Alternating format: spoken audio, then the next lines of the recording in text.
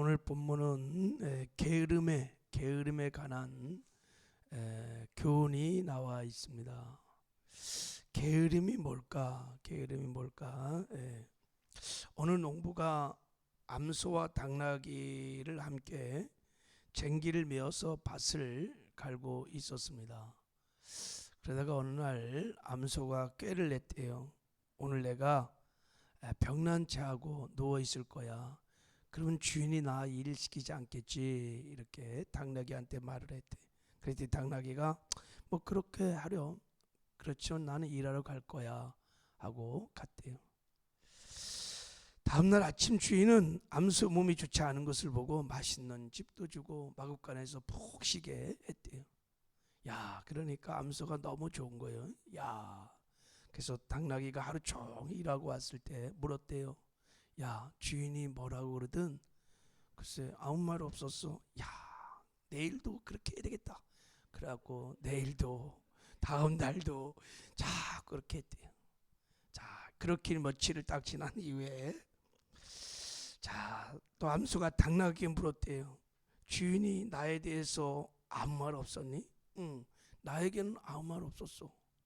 그런데 주인이 오늘 푸죽간 백정 아저씨하고 무슨 얘기를 심각하게 하더라. 여러분, 게으름은 히브리어로 이게 아죄이라는 단어인데, 자기만을 편하게 하려는 부패한 본성에서 나오는 욕망입니다. 그러니까 자기만 살아가는 악한 마음에서 나오는 태도야, 태도. 그러니까 게으름의 뿌리는 자기 사랑에 있습니다. 이기적인 자기 사랑에 있다고 지금 잠언은, 그러니까 아주 왜곡된 자기 사랑입니다. 이게 게으름이에요, 게으름. 사람들은 여러분 힘든 것보다는 쉬운 것을 따라합니다, 그죠? 그게 본성이에요, 그죠? 쉬운 거 좋아해, 어려운 거 싫어요.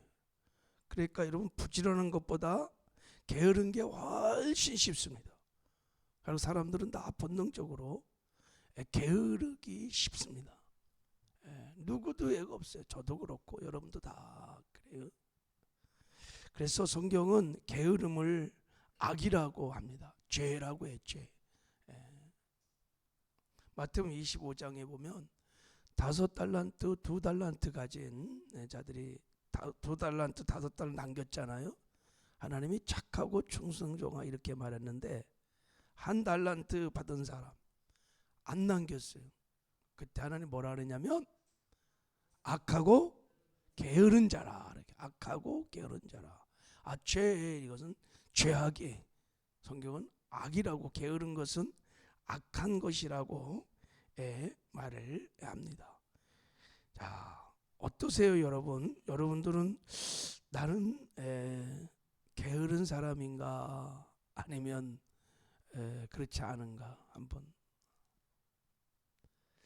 잠언에 보면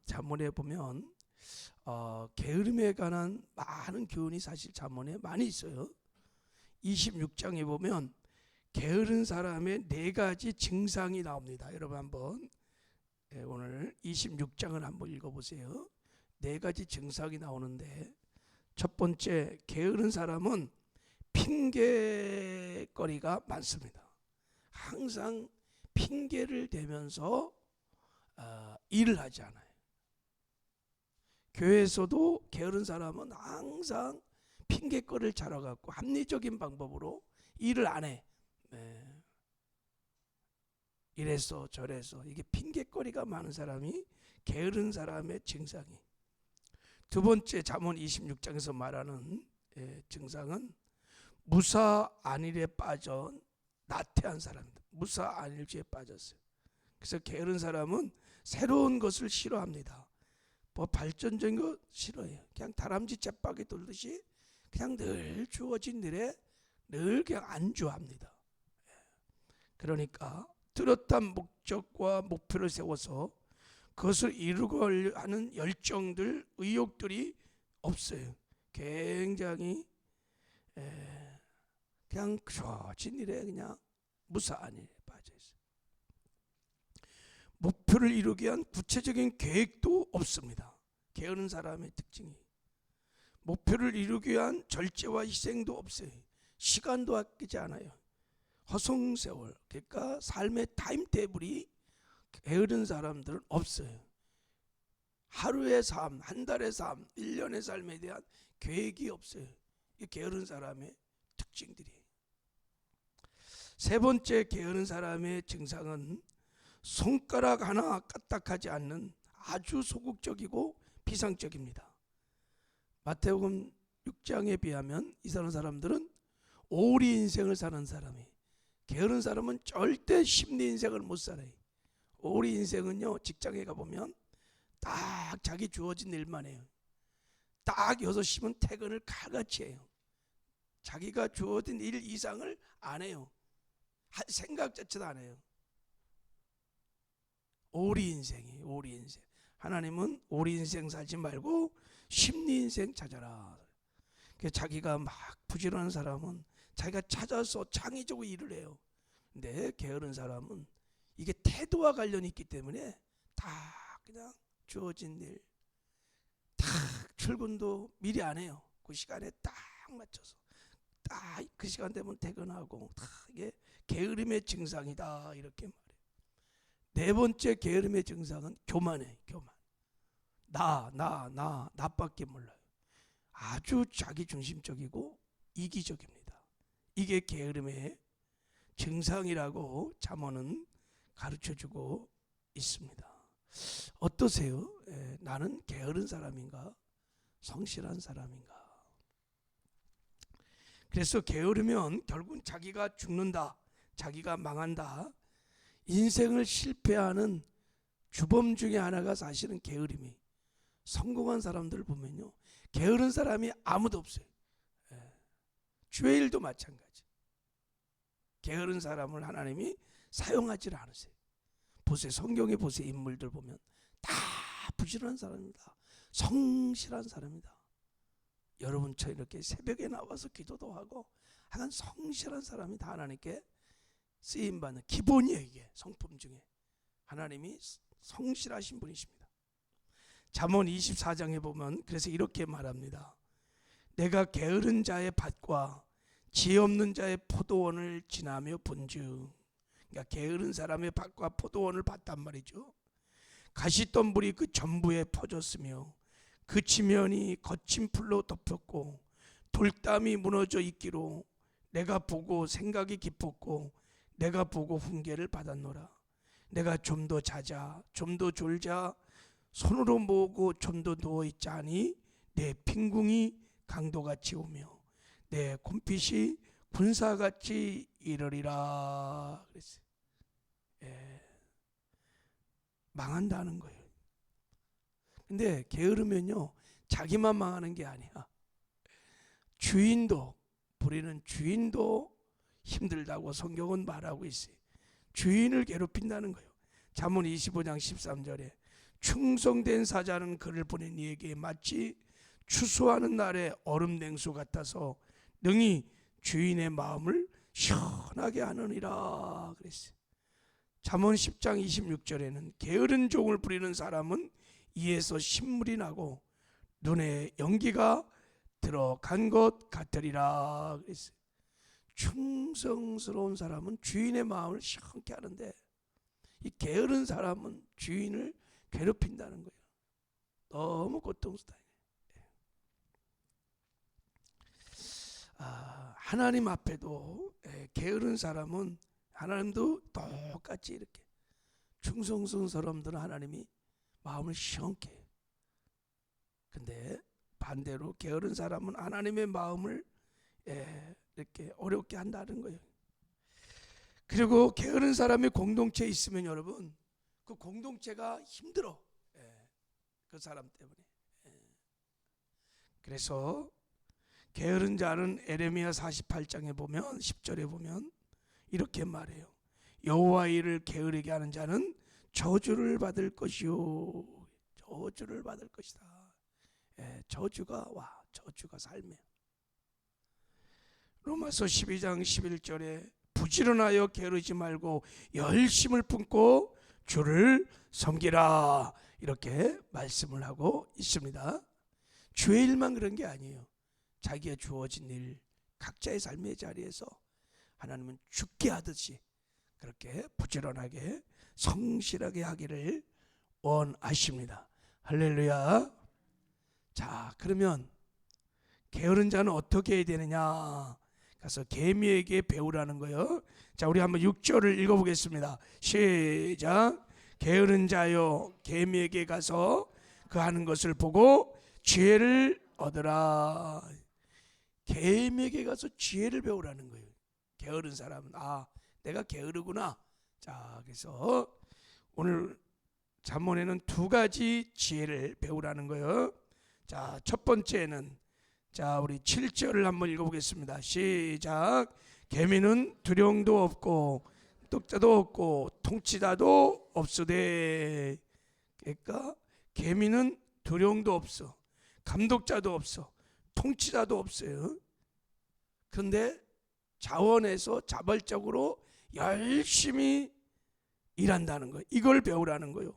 그러니까 개미가 누가 보든지 안 보든지 그냥 개미는 자원에서 자그지 주어진 일에 심리 인생을 사는 거예요. 열심히 한다는 거예요. 그거를 보라는 거예요. 그거를 배워라. 억지로 개미가 마지못해서 막 그렇게 하지 않는다는 거예요. 지금 하나님이 개미를 통해서 배우고자 하는 것은 그런 거예요. 사람들은 눈가림으로 일하는 사람들이 많이 있어요. 그렇죠? 누가 보면 잘하려고 하고 안 보면 대충 그냥 하는 거예요. 뭐 직장 생활도 그렇고 공무원들도 그렇고 뭐 교회 일도 그렇게 하는 사람도 있고, 그렇게 하지 말라는 거예요. 그냥 주님 앞에서 죽게 하듯이 그렇게 자원해서 열심히 일을 하라는 것을 배우라는 것입니다. 자, 두 번째 개미에서 배울 지혜가 뭐냐면 8절입니다. 8절. 자, 우리 같이 읽어요. 시작. 먹을 것을 여름 동안에 예비하여 추수 때에 양식을 모으느니라. 무슨 말입니까? 이게 개미에게 배울 지혜인데, 개미는 미리미리 어떻게 한다고요? 준비하는 지혜를 배워야 한다. 미리미리 준비하는 지혜를 배워야 한다. 개미는 때를 분별할 수 있어요. 지금 일할 때인지 쉴 때인지 내 인생에서 무엇을 준비할 때인지를 알으라는 거예요. 그래서 부지런히 준비를 해야 된다는 거예요. 개미는 일할 수 없는 추운 겨울철을 대비해서 여름철에 부지런히 일을 한다. 비 오는 날을 위해서 맑은 날에 열심히 일을 한다는 거예요. 우리가 잘 아는 그 개미와 배짱이 이야기 있잖아요. 그죠? 이수보약에 나오나요? 그것처럼 게으른 자는 일할 때와 쉴 때를 구별을 못해. 그리고 미래를 준비하지 않아요. 이게 게으른 사람의 특징이에요. 여러분, 하나님도 우리에게 복을 주실 때 준비된 그릇만큼 주시고, 제가 이렇게 목회를 해보면 저도 그렇고 준비된 만큼 하나님이 사용하세요. 준비된 만큼 하나님이 사용하세요. 실력이 없으면 목회도 너무 힘들어요. 사실은 준비된 그릇만큼, 준비된 만큼 하나님이 사용하십니다. 그래서 하나님은 게으른 자를 절대 사용한 적이 없어요. 성경에 보면. 그래서 늘 성경은 부지런해야 한다, 성실해야 한다. 그건 뭐 기본이에요. 계속 가르칩니다. 자, 우리가 개미에게 가서 이렇게 부지런함을, 성실함을 배우지 않고 계속 게으르면 어떻게 되느냐? 자, 우리 읽고 마칠게요. 우리 9절부터 한번 읽겠습니다. 시작. 게으른 자여, 내가 어느 때까지 누워 있겠느냐? 내가 어느 때까지 잠이 깨어 일어나겠느냐? 좀 더 자자, 좀 더 졸자, 손을 모고 좀 더 누워 있자 하면 내 분공이 강도같이 오며 내 곰피담이 군사같이 이르리라. 그래서 게으른 자여, 어느 때까지 누워 있겠느냐? 어느 때까지 잠에 깨어 일어나지 않겠느냐. 좀 더 자자, 좀 더 졸자, 손을 모으고 좀 더 누워있자 하면 여러분 조금만 더 자고 싶은 마음, 조금만 더 쉬고 싶은 마음, 자, 이거는 누구나 다 갖고 있는 마음 같아. 저도 아침에 지금도 일어날 때 평생 이렇게 새벽 예배를 하는데도요, 늘 난 새벽에 잠이 안 오고 일어나는 게 좋다는 사람 들으면 너무 부러워. 나 오늘도 좀 더 자고 싶어, 좀 더 나 쉬고 싶어. 나는 새벽마다 늘 그런 마음이 들었어요. 이게 인간의 본성이. 근데 이렇게 습관이 돼버리면, 이런 삶의 태도가 습관이 되면 문제가 있다는 거예요. 지금 그걸 말하는 거예요. 그러면 이제는 빈공이 찾아오고 가난이 찾아오고 어렵게 된다는 거예요. 당장은 게으르면 큰 표시가 안 나요. 그러나 나중에 가면 회복할 수 없는 엄청난 어려움이 이제 인생에 쌓이게 되는 거예요. 그런 인생들은 실패할 수밖에 없습니다. 영적으로도 마찬가지입니다. 영적으로도 게으르면 사망에 이르게 될 것이라고 사도 바울은 경고를 하고 이렇게 말씀하고 있어요. 제가 이 말씀 읽고 마칠게요. 데살로니가후서 3장 10절 12절을 보면 이렇게 말씀하십니다. 우리가 너희와 함께 있을 때에도 너희에게 명하기를 누구든지 일하기 싫어하거든 먹지도 말게 하라 하였더니 우리가 들은즉 너희 가운데 게으르게 하여 도무지 일하지 아니하고 일을 만들기만 하는 자들이 있다 하니 이런 자들에게 우리가 명하고 주 예수 그리스도 안에서 권하기를 조용히 일하여 자기 양식을 먹으라 하노라. 오늘도 개미처럼 하나님 앞에서 주님만 바라보고 성실하게 사시기를 주님의 이름으로 축복합니다. 하나님 아버지 감사합니다. 우리가